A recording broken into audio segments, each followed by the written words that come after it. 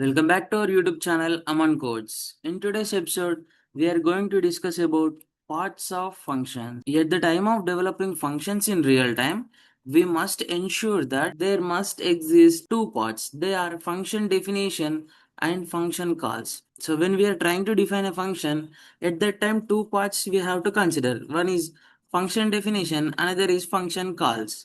So every function definition exists only once, but we can do function calls many. So every function call must contains function definition. Otherwise we get output as name error. So every function call must and should contains function definition. Function definition will execute when we call by using function calls, or without calling the functions by using function calls, PVM will not execute function definition.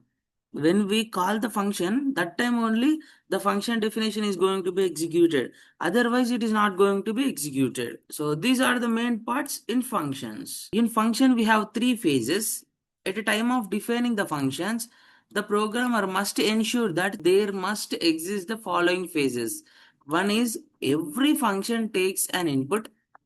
Every function must process the input, and every function must give output or result. It is going to take the input, it is going to process that input, and it is going to give output or result. So these three phases are going to be done in functions. So let's see how a function look like. We are going to see a practical example of function. Now I'm opening Python. See here. So here I'm going to create a new file, function example.py. I'm going to define one function. So here the question is like this. Define a function that can perform addition of two numbers. So now I'm going to define the function with the keyword called def. And after that we have to define with function name, right? So the function name is going to be add operation of. So after that, indentation symbol. Then we have to give one tab space and we have to represent here statements. So before representing statements, we have one document string, right? So here, whatever we wrote, that is going to be description of our function. See here, I'm going to write like this. This function adds two numbers, right?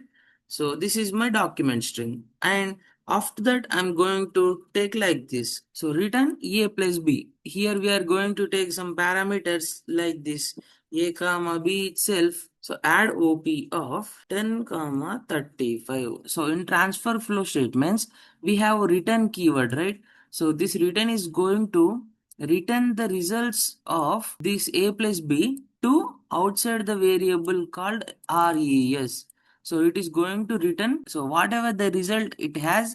So for function call, I have declared one object called res. Return is going to return the result to this res, and here I'm going to print that result. So return is going to return the result. So this is return keyword. Next, I'm going to execute this program. See here, I'm going to run this program. So see here, we got output 35 directly. So here, if I keep print of result is comment, then I try to run this program again, there is no output, right? In the sense, this return, it is going to place the results of a plus b in res. So here result contains a plus b value, right? So here I'm going to print that result. See here, the output is going to be 45 because we have passed 10 35. 10 plus 35 is going to be 45. So here we have two parts. One is function definition, another is function call. And every function contains three phases, right? So it takes input. So here 10 and 35 is going to take as an input. And in the function, it is going to process the input. So here input is going to come here 10 and here 35. It is going to add in the sense processed, and it is going to show the output or result, right? So return is going to return the value to res is going to be print. So the output is going to become, right? So every function is going to contain three phases. That is, it is going to take an input, it is going to process the input, and it is going to show the result. So these are the phases and these are the parts of function.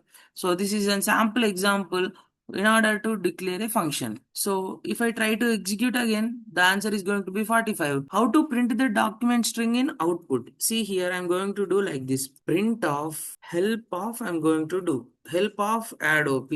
So if I try to execute, see here, help on function add op in module main. A and B are the parameters. This is a function name. This function adds two numbers. That is we wrote here, right? So by using document string, we can declare the functionality of a function. So this is all about functions. So this is a small programs regarding to the functions. So that's all for today's episode. I hope you all understand. Don't forget to like, share, subscribe to Aman Coach. Thank you so much for watching.